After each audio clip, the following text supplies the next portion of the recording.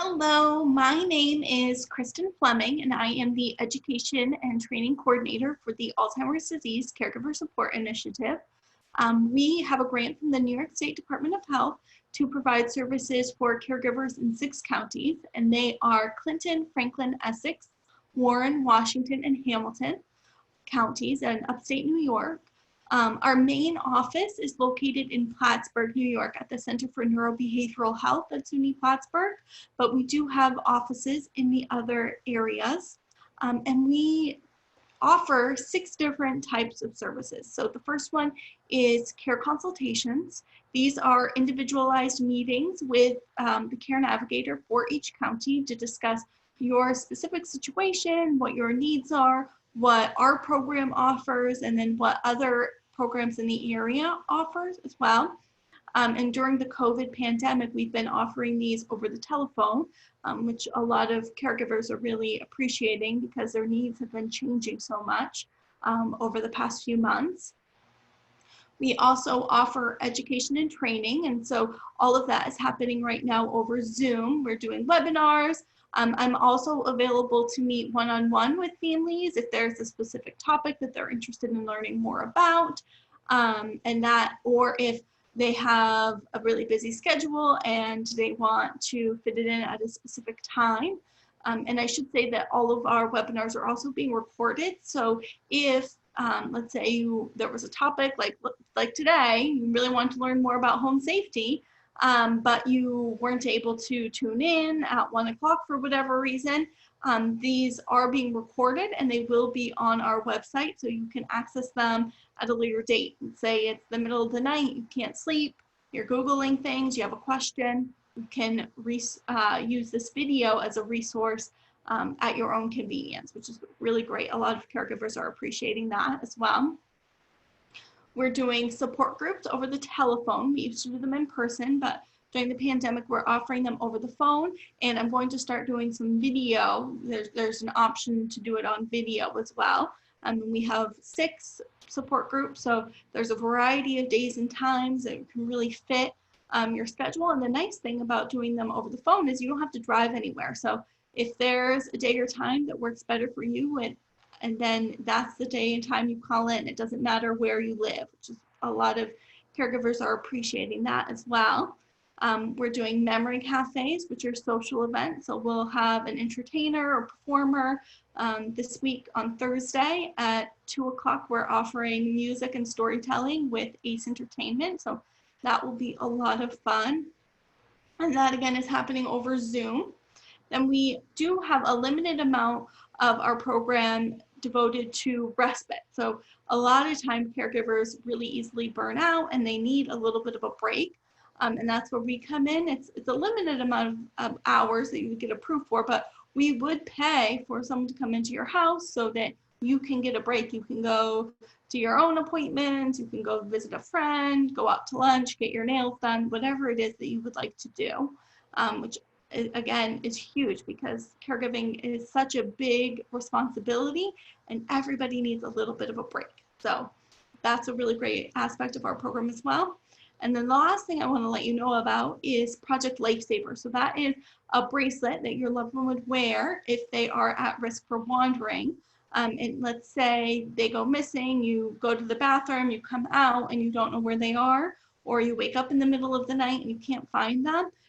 You would contact the sheriff's department, and they have a big wand that they use to help locate the person who's missing using radio frequency waves. So that gives a lot of caregivers peace of mind to know that they don't have to worry quite so much. If their loved one goes missing, they'll be able to locate them quickly. So that is another thing that we offer. All of our services are free, and the only thing you need to do to qualify is to be a caregiver for someone with any form of memory loss or dementia. Now today, I'm going to be talking about home safety. So let me pull up my PowerPoint here. And see, full screen. All right, so I want to start with this picture here. So And it does say on the bottom there are 14 dangerous things in this picture. Can you spot all of them? Try not to cheat and look on the bottom, but I'm just going to give you a minute to look at this picture and see what you might think is a dangerous item. Just give you a minute to look at it.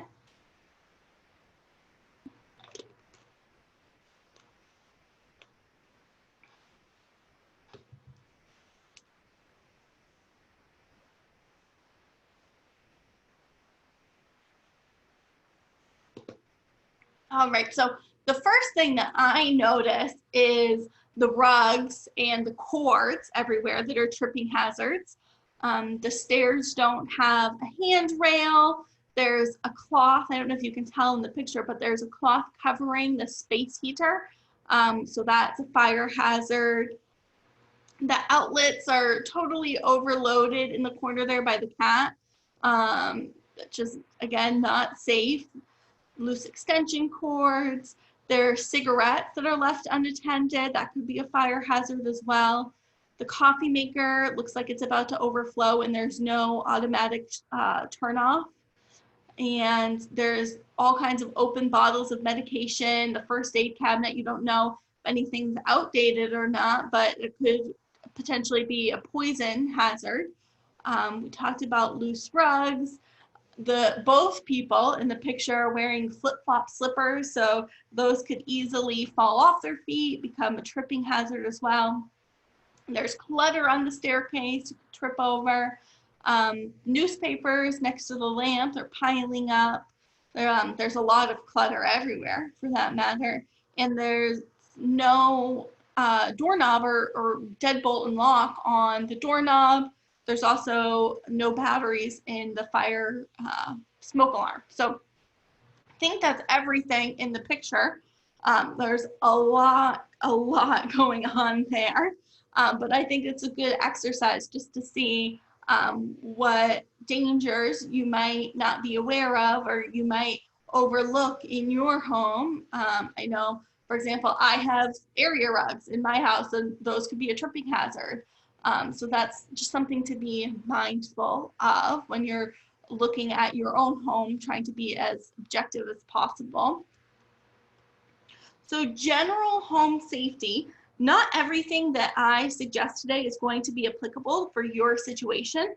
You want to consider the stage of dementia that your loved one's at, their needs and potential safety concerns. It's also important to reevaluate your home and safety periodically as the dementia progresses and the needs of your loved ones change. One thing that's really important is to install smoke alarms and carbon monoxide detectors near kitchens and bedrooms if they're not in place already, and check batteries in operation frequently. You also should post emergency phone numbers near all telephones in the house, including ambulance, poison control, doctor's offices, the hospital, and it's a good idea to put your home address and phone number as well, just in case there's somebody else at the home. When there's an emergency, they might not be as familiar with your address as you are. You want to lock up any or remove any dangerous items in the home. Some things you might not even think about are prescription medications, alcohol, cleaning supplies, household objects such as paint thinner, matches, sharp knives, scissors, power tools, and poisonous plants. Remove any unnecessary furniture, clutter, and other tripping hazards. Look out for piles of magazines or newspapers, small throw rugs, cords, all of which can easily be tripped on. Also be careful of small pets and children playing on the floor. Both can be tripped over if someone doesn't see them. And I want to let you all know that there is a great resource, the Home Safety Checklist from the NIH website. And that is a really good starting point for you to look around your home, see what could be hazardous or not, and what you might need to change. So if anybody is interested, I am happy to get you a copy of that checklist, because I think that is a really excellent place to start when examining your home safety. Stairways should have at least one sturdy handrail that extends beyond the first and last steps. If possible, stairways should be carpeted or have safety grip strips so that someone doesn't slip and fall on them. Also, could consider using brightly colored tape or contrasting carpet to outline the stairs so people can see them more easily. That way, when they're stepping down or up, they know where they're stepping. A lot of times, as people get older, their depth perception and vision changes, so brightly colored tape can really help. And you may want to consider putting a gate across the stairs if the person has balance problems.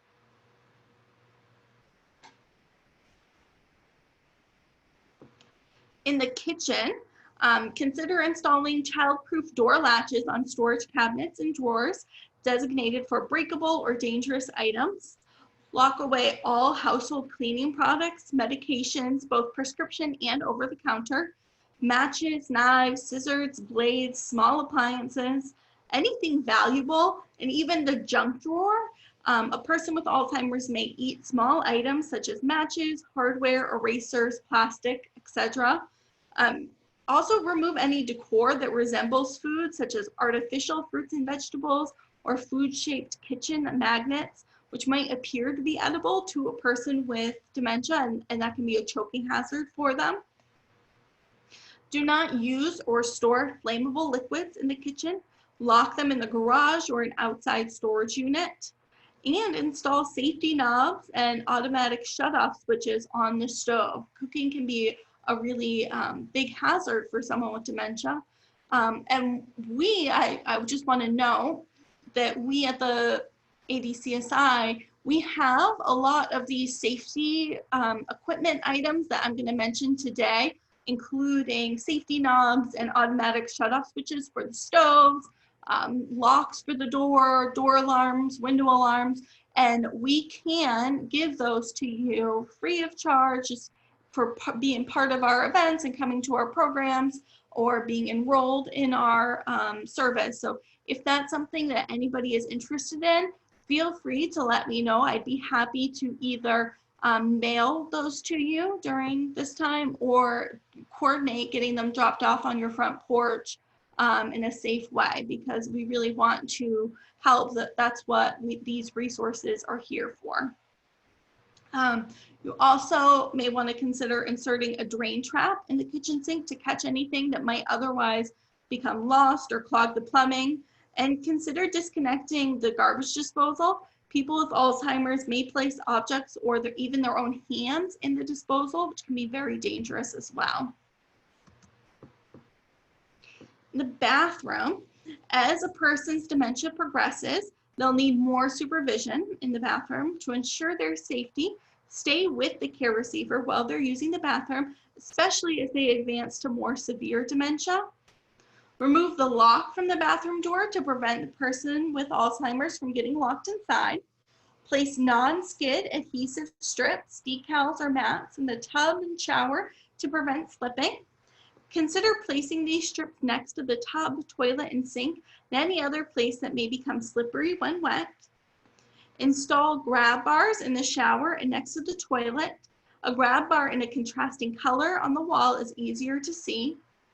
Use assistive equipment such as raised toilet seats, handrails, plastic shower stools, and a handheld shower head.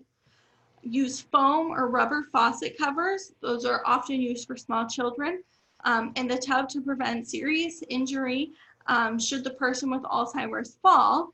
And the other thing I want to let you know about is the trade program that is available on SUNY Plattsburgh's campus. So they have a lot of these safety equipments, especially like plastic shower stools, handrails, toilet seats, things that you can use, and that way you can borrow them, see what works in your home, what doesn't work.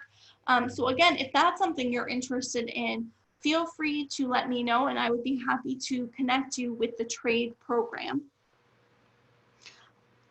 You also need to control the water temperature in the sink and tub and shower by using single faucet that would mix both hot and cold water to help prevent burns. And consider setting the water heater at 120 degrees Fahrenheit to avoid scalding tap water that could burn. Again, install drain traps in bathroom sinks to catch small items that may become lost or flushed down the drain. And lock or remove any razors, medications, small electrical appliances, cleaning products, or other potentially dangerous items. Check medications regularly to see if they've expired, and cover any electrical outlets. If a man with Alzheimer's disease uses an electric razor, have them use a mirror outside the bathroom to avoid water contact, and place a night light in the bathroom, especially so if you're going to the bathroom in the middle of the night, you're able to see, and it helps reduce the risk of tripping. So in the bedroom, anticipate the reasons a person with Alzheimer's disease might get out of bed in the middle of the night, such as hunger, thirst, going to the bathroom, restlessness, and pain. Try to meet these needs by offering food and fluids throughout the day and scheduling plenty of toilet breaks to prevent them from needing to get up more in the middle of the night. Again, use a nightlight, and you could consider using a monitoring device like those used for infants to alert you to any sounds indicating a fall or other need for help. Remove portable space heaters, and if you use portable fans, be sure that objects cannot be placed in the blades. Be cautious when using electric mattress pads, electric blankets, electric sheets, and heating pads, all of which can cause burns and fires. Keep controls out of reach of the person with dementia. The person with Alzheimer's disease is at risk for falling out of bed. You may consider placing mats next to the bed, but you want to be sure that they do not create a greater risk for accident. They're not going to be tripped over. And if you're considering using a hospital type bed with rails or wheels, follow the FDA's safety information, which I can get you the FDA safety list for bed rails and hospital beds if that's something that you're interested in.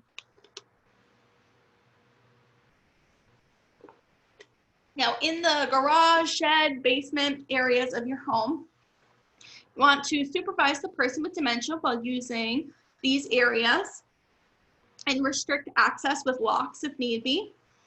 Restrict access to any toxic materials or potentially dangerous items such as paint, fertilizers, gasoline, cleaning supplies, tools, tackle, machines, sporting equipment. You could either keep these items locked away in cabinets or in appropriate boxes and cases. Secure and or cover any vehicles, including bicycles that are not frequently used. This may reduce the possibility that the person with Alzheimer's will think about leaving and try to get away.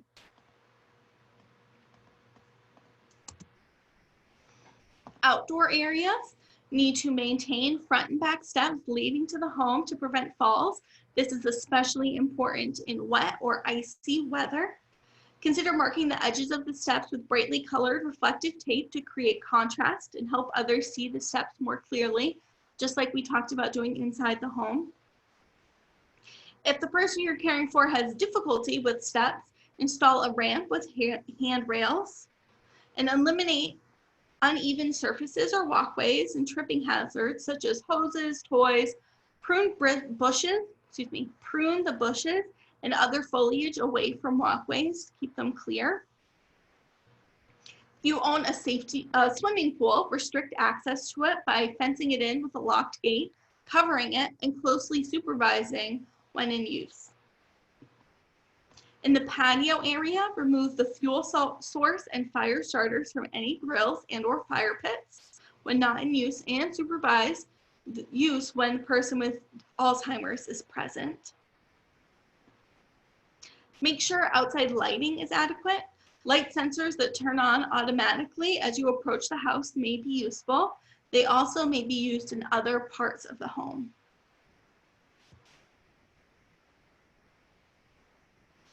Gun safety is something that's really important. I do have a video that I don't think we have time to play today, but it is an excellent resource on PBS NewsHour, How Families of Gun Owners with Dementia Grapple with Safety. I highly recommend you look online and watch that video. As with other hard conversations in dementia, it's important to have this conversation early on. Remember that how well and experienced a person was in the past with guns does not say anything about what their current abilities with firearms are. As the disease progresses, a person with dementia may not recognize people they have known for years. They might mistake these people as intruders, and if there are firearms available, the results could be deadly. Many families believe that locking or disarming the firearms will be enough to protect the family. However, people with dementia can misperceive danger and may do what they believe is necessary to protect themselves. They could break into gun cabinets or find ammunition to load the guns. In order to have the greatest protection, guns should be removed from the home. Hiding guns does not prevent a person with dementia from finding them in the future, and even an unloaded gun can be dangerous if the person is hit with one. When having the conversation, it could be helpful to talk about who will inherit the firearms. Remember to think about the pieces that are antiques, collections, war souvenirs, hunting equipment, and even decorative pieces, and maybe passing them along to a family member might be really helpful in kind of encouraging the person with dementia to do so. It could also be helpful to include the guns in the financial discussion as well. Maybe some of the pieces within the collection are valuable and would be able to be sold to help with paying for care. During a family meeting or team meeting, consider doing a written agreement that will state that when the time comes where guns are no longer safe in the home, everyone agrees they will be removed. When the time comes, the person with dementia may not agree they be taken from the home. So they might feel as though it's being done against their will. You may want to consider doing it at a time when they're not in the home to help it be a little bit easier. And remove things from the home that could also remind the person of guns, including cases, ammunition, racks, holsters, and any written materials. If the person is angry when they learn the weapons are gone, acknowledge their feelings and try to redirect them to another activity.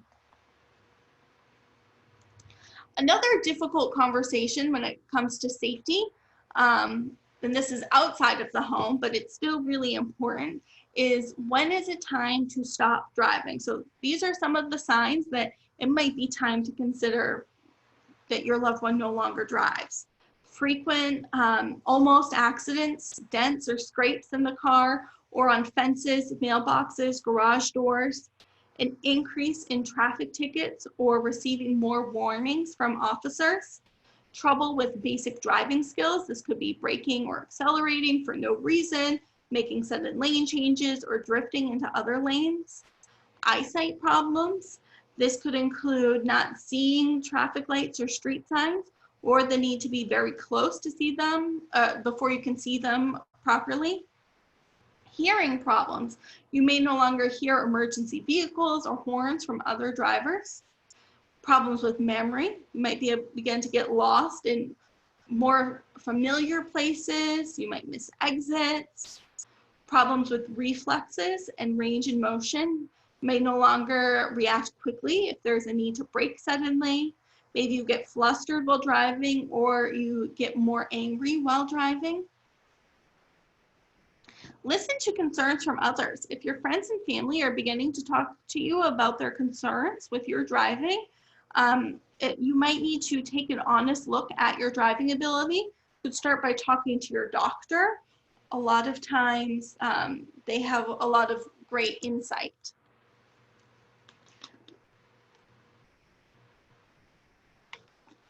Now, driving is a very sensitive topic, so if you need to give up driving, you'll feel like you have a lot less freedom and independence. So some things to consider when talking to your loved one about their driving is to be respectful. Because driving is a big part of independence, it's important to be sensitive and respectful when talking to your loved one about their driving. Try not to back down if you have a true concern. Give specific examples rather than giving your loved one generalized statements such as, I don't think you're able to drive safely anymore. Give some concrete examples of what you have seen or noticed. Maybe you've noticed more things in the car, or the last time you rode with him, he drove too slowly for the road conditions. Find strength in numbers. If other family members or friends have noticed a change in your loved one's driving ability, then it may be helpful for them to talk to him about it as well. This way, it's not just one person nagging about it. Sometimes, like I said before, talking to the doctor about your concerns can be helpful, as they can also talk to the person, and the person may be more receptive to hearing it from their doctor rather than from their spouse or their child.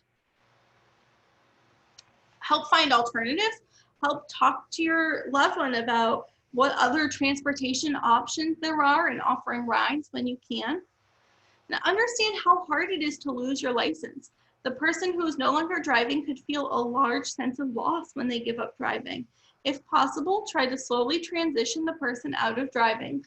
Maybe start by saying no more night driving or highway driving, possibly allowing them to drive in areas that are quiet and close by. Just a few other considerations that I want to talk to you about home safety is that people with Alzheimer's may experience loss of sensation. They may not be able to interpret feelings of heat or cold or discomfort. Like I said before, reset your water heater to 120 degrees Fahrenheit to help prevent burns. Test the water to be sure it's comfortable before the person gets into a bath or shower. Label hot water faucets red and cold water faucets blue, or write the words hot and cold near them. Put signs near the oven, toaster, iron, and other things that get hot. The sign could say stop or don't touch, very hot. Be sure the sign is so close that, not so close that it would catch fire, but close enough that the person would be able to tell what it's referring to. The person with Alzheimer's should not use appliances without supervision. Unplug appliances when not in use, and pad any sharp corners on your furniture, or replace or remove furniture with sharp corners. A loss or decrease in smell is also common in people with Alzheimer's disease. Use a good smoke detector. People with Alzheimer's may not be able to smell the smoke. And check foods in your refrigerator often. Throw out any that have gone bad. People with Alzheimer's may also experience a change in their sense of taste. So they might place dangerous or inappropriate things near their mouth. Keep foods like salt, sugar, and spices away from the person if you see him or her using too much. And put away or lock up things like toothpaste, lotion, shampoo, rubbing alcohol, soap, perfume, laundry detergent pods, or anything that might look and smell like food to a person with Alzheimer's disease. Keep the poison control number, which is 1-800-222-1222, by the phone, and learn what to do if the person chokes on something. Check with your local hospital or Red Cross chapter about health and safety classes. People with Alzheimer's disease may have normal hearing, but they may lose their ability to interpret what they hear accurately. This might result in confusion or overstimulation. So don't play the TV, radio, or music too loudly, and don't play them at the same time. Loud music or too many different sounds may be too much to handle for the person with Alzheimer's disease. Limit the number of people who visit at any one time. If there is a party, settle the person with Alzheimer's in an area with fewer people in a quieter room. If the person wears a hearing aid, check the batteries and settings often. It may not be necessary to make all of these changes. However, you may want to reevaluate the safety of the person's home as behavior and abilities change. For more information on home safety and Alzheimer's disease, I do welcome you all to refer to the NIH's guidelines and the home safety checklist for Alzheimer's disease. Again, I think that's a really great resource. We're talking about the home too. Something else to consider is When is it no longer safe to leave your loved one home alone unsupervised? So these are some questions you want to think about when you're deciding if it's okay to leave them home alone anymore or not. Can the person respond well to stress, or do they become confused and unpredictable? Can they recognize dangerous situations such as a fire and what to do in the event that it happens? Can they use a telephone not only for day-to-day use, but also in an emergency? Do they know how to get help? Are they content staying at home, or do they wander and become bored or disoriented? Do they show signs of becoming agitated, depressed, or withdrawn when they're left alone for any amount of time? Do they try to do hobbies or interests that now should be supervised? And as activities of daily living decline, including eating, dressing, bathing, and hygiene, more assistance may be needed to help keep them safe.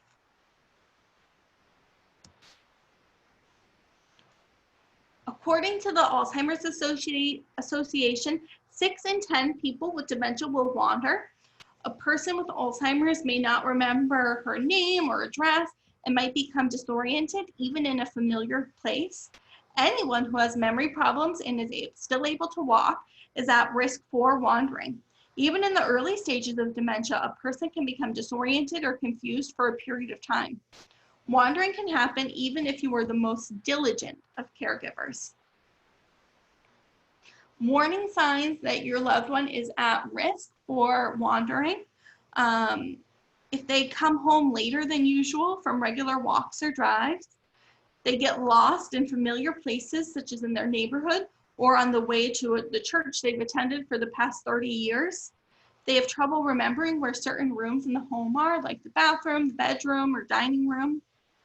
They talk about going to work or home even when they are home, or they no longer work, or other familiar places that they used to frequent regularly. They ask about the whereabouts of past friends and families. They try to complete a hobby or chore but can't accomplish it. Like they go into the garden and moves around some pots and dirt without actually planting anything. They get nervous in crowded areas such as grocery stores or restaurants. And if they seem restless, pace, or make other repetitive motions. So those are some things to look out for. And some practical tips for if your loved one does wander or is at risk for wandering. Establish a routine to provide structure and follow this schedule every day. If there is a certain time of day that your loved one seems more likely to wander, plan activities for that time. Exercise can be a great option because it reduces anxiety, agitation, and restlessness. Use therapeutic fibs if the person with dementia wants to leave to go home or go to work. Avoid correcting the person, as this will likely cause frustration and agitation for both you and the person with dementia. Instead, validate their feelings and redirect them. For example, if they want to go home, you might say, well, we're staying here tonight. We are safe. I'll be here with you, and we can go home in the morning after a good night's rest. Ensure that all of their basic needs are met. Has the person gone to the bathroom? Is she hungry or thirsty? Avoid busy places because they can be confusing and cause disorientation for someone with dementia. These could include malls, grocery stores, restaurants, etc. Install locks, either out of the line of sight, such as really high up on the door or lower close to the ground on exterior doors, or in rooms that you no longer want the person with dementia to have access to, such as the basement or garage.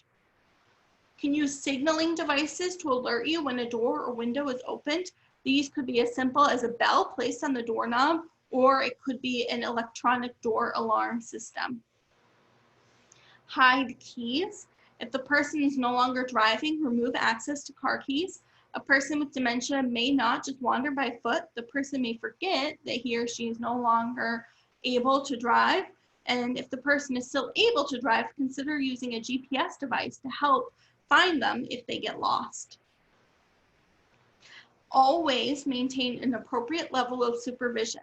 Do not leave someone with dementia unsupervised in new or changed surroundings.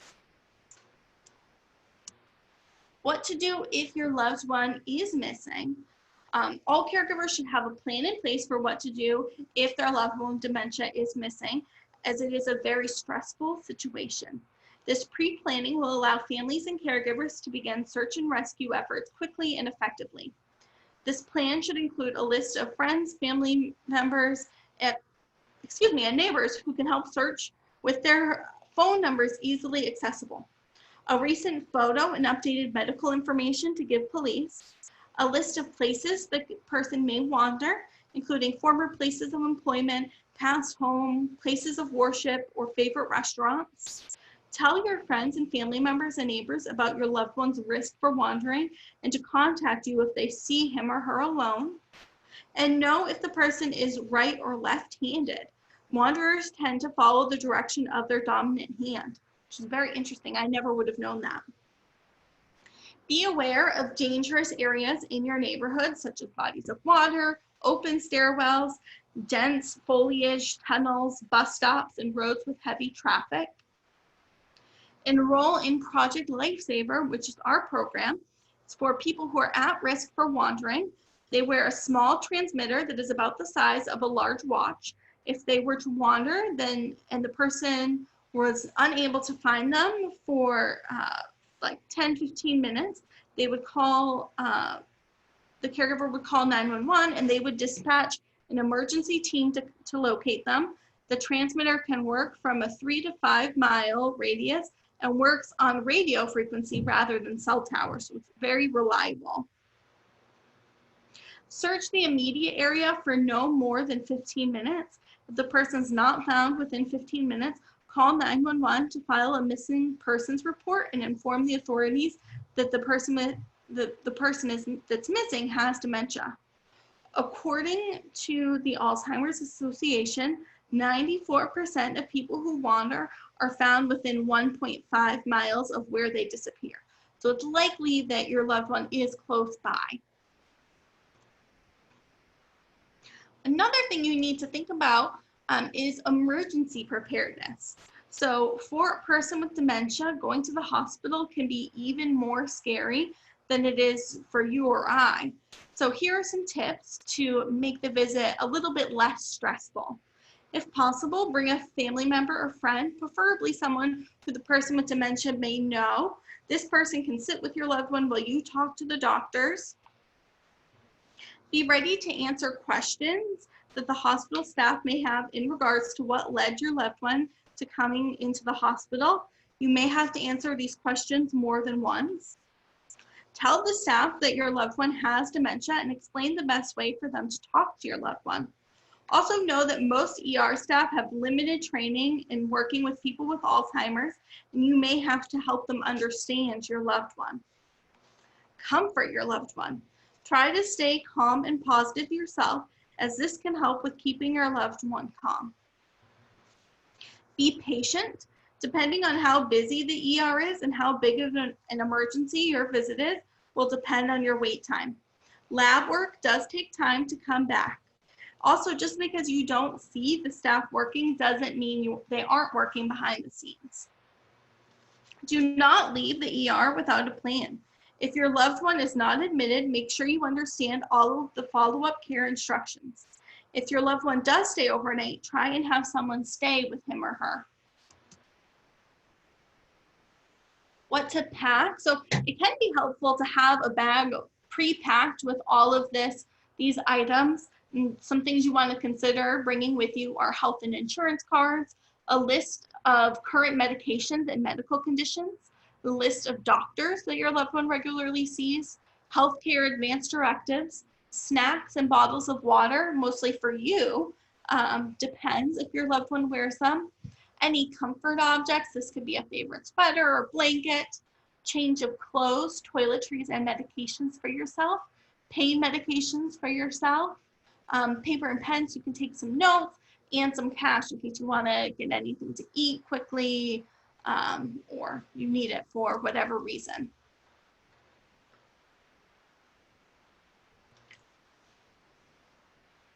Disaster preparedness. People with dementia are especially vulnerable during disasters such as the severe weather, fires, floods, snowstorms, and other emergency situations.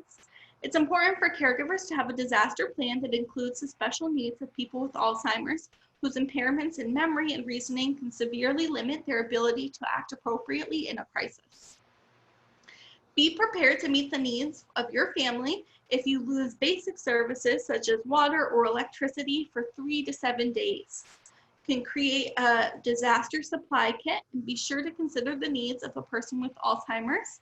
Store the kit in a watertight container, and you might want to consider including flashlights with extra batteries, spare eyeglasses and hearing aid batteries, medications, warm clothing and sturdy shoes, non-perishable foods and water.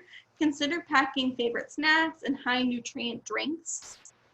Depends if warm, wipes and lotion, a comfort object such as a pillow or toy or something that the person can hold on to. Copies of legal, medical, insurance, and social security information, and a recent photo of the person.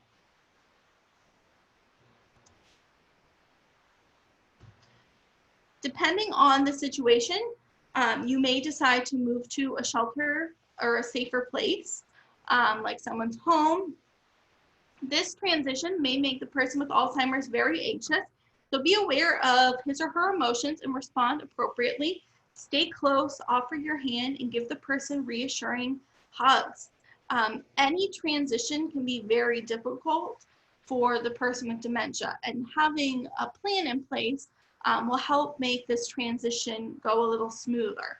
So some things you want to consider in your plan is what are the locations of the nearest emergency shelters, how you'll get there if you can't or don't drive, and arrange for other transportation. Give the person with dementia an ID bracelet to wear. Take your disaster kit with you. If possible, plan to take along the household pet too if you have one. Save emergency numbers in your cell phone and keep it charged. Consider buying power bricks for emergencies. These will allow you to charge your phone.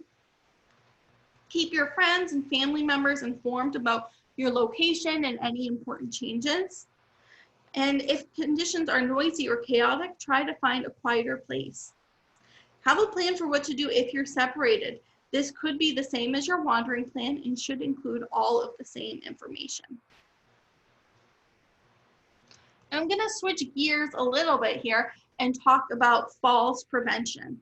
So according to the National Council on Aging, every 11 seconds, an older adult is seen in the emergency department for a fall-related injury, even though most falls are preventable.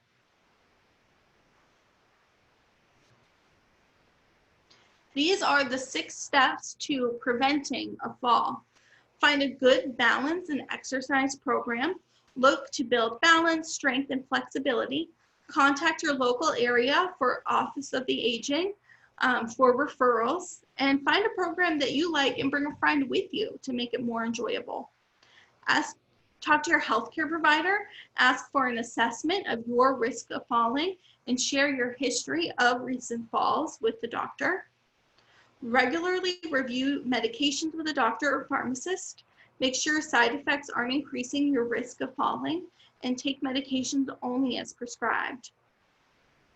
Have your vision and hearing checked annually. Update your glasses as needed. Your eyes and ears are key to keeping you on your feet. And keep your home safe. As we've discussed throughout the presentation, remove tripping hazards, increase lighting, and make sure your stairs are safe. Install grab bars in key areas such as in the bathroom. Talk to your family members. Enlist their support in taking simple steps to stay safe. Falls are not just a senior's issue. How to talk to your loved one about falls prevention. So educate yourself first.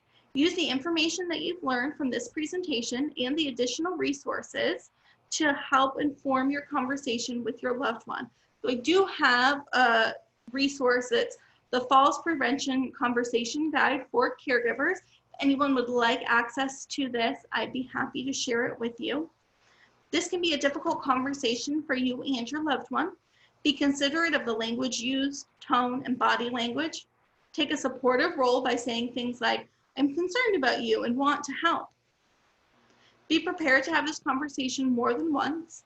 Continue to have open lines of communication as you notice changes. Your loved one may see this as a loss of independence and may not be prepared to make changes right away. Schedule a doctor's appointment for a checkup that can include a balance and falls prevention assessment, along with regular screenings. After a fall, if you or a loved one does fall, try to stay as calm as possible. Falls happen very suddenly and can be startling and upsetting. Take deep breaths and stay still on the floor or ground for a few minutes. This will help you get over the shock of falling. Before moving, evaluate for injury. Getting up too quickly or in the wrong way could make an injury worse. If you think you can get up safely without help, roll over to your side. Rest again while your body and blood pressure adjust. Slowly get up on your hands and knees and crawl to a sturdy chair. Put your hands on the chair seat and slide one foot forward so that your foot is flat on the floor. Keep the other leg bent so your knee is on the floor. From this kneeling position, slowly rise and turn your body to sit in the chair. If you're hurt or cannot get up on your own, ask someone for help or call 911. If you're alone, try to get into a comfortable position and wait for help to arrive. Carrying a cell phone with you or enrolling in an emergency response system, which lets you push a button or on a special necklace or bracelet to call for help, is another option. This brings me to the end of my presentation. Thank you all very much for listening. I hope this was really helpful for you. If you have any questions, feel free to contact us. My name, again, is Kristen Fleming, and I work for the Alzheimer's Disease Caregiver Support Initiative. You can reach me by looking on our website for my phone number, which is 518-564-2049. And also find us on Facebook and check our website for a list of upcoming presentations and events. So thank you, everyone. Take care.